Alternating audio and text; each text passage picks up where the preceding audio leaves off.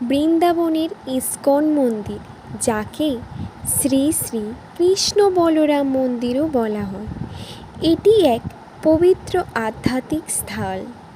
এখানে ভক্তরা শান্তি ও ভক্তির পরিবেশে প্রার্থনা করতে পারেন। মন্দিরটি শ্রীকৃষ্ণ ও বলরামের প্রতি উৎসর্গিত এবং এটি একটি প্রধান তীর্থস্থান হিসেবেও পরিচিত।